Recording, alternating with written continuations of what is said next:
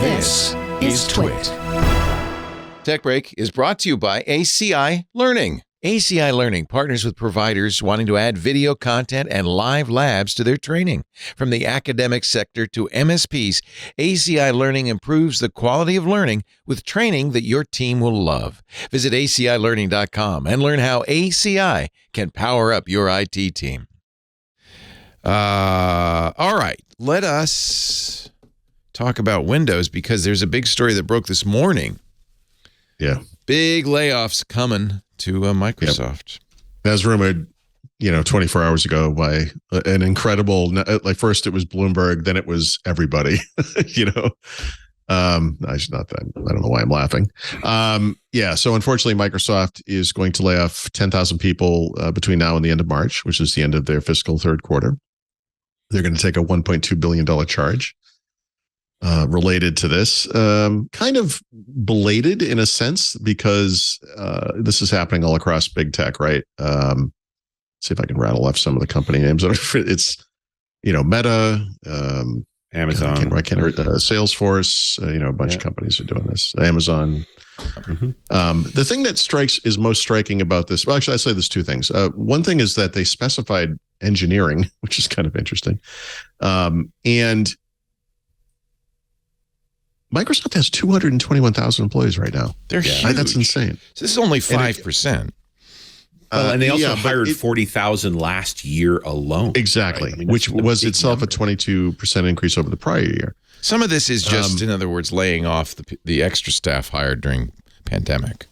Right. And then I guess to put this in perspective, one of the bad things that happened right when Satya Nadella took over is they basically laid off almost everyone involved with Windows Phone from Nokia. And that was 18,000 people, right, back in 2014. Including letting go of Stephen Elop. Like, by all accounts, it was, from the head down. Wow. It was like, hey, welcome to Microsoft. If you'll continue through the room, you can get your exit package. And thanks for coming. But laying off Elop was also a little bit like, screw you, Nokia, right? Like, this was a bad idea. We're sorry we did it, and we're going to get rid of all. Yeah. It's erasing the remnants of the ugly history. That's right. Because Nadella did not want to buy Nokia, that, right? That's exactly right, yeah. But also, I think Elop was very much a bomberite and an aggressive personality. So I didn't know that. Oh. Well, he wanted to be CEO, and he was seen as a lot of people, unfairly, I think, but saw him as sort of a Trojan horse, like he had gone to Nokia specifically because this was going to happen at some point. The truth is, Stephen Elop wanted to run a company, and whatever, we can debate what he did at Nokia. I think he did the best with a bad hand. They were in a tough situation. No choice about it. I've read the books. Like building an operating system for a phone, especially for other third parties to develop against. Very hard problem. Like it's difficult to do well. That's right. Ask the BlackBerry folks. They had a tough time too. I did some custom development on BlackBerry. And we remember one point we had to do custom builds per version of the ROMs. Yeah. Like that's how unabstracted it was. And Nokia had similar problems with their stuff. That's right. Why did it matter what ROM version? Just the way that the OS started up. Incompatible APIs? Yeah, that kind of thing. The way they loaded things into memory, it just means if you weren't running the exact version, it wouldn't run That's correctly. No fun for a developer. Nope. To have to query develop on the stack. What ROM version and all that. That's really well. This was the issue with Windows Mobile before Windows Phone, right? Not the ROM version necessarily, but just the number of different configurations made developing for that platform very difficult. I guess that happens because in OEMs Android were less. They were free to do whatever they wanted. You got to know which version of Android you're running on, and Windows too. So I guess it's not so weird, but.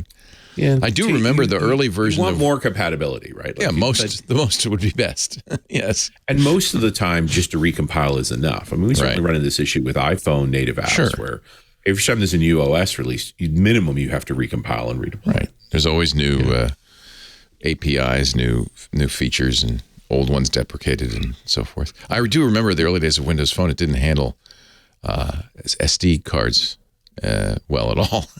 Actually at all. Didn't have copy and paste. Yeah. Well, the first version was rushed to market, which makes sense. I mean, honestly. But anyway, whatever. Windows Phone is ancient history, but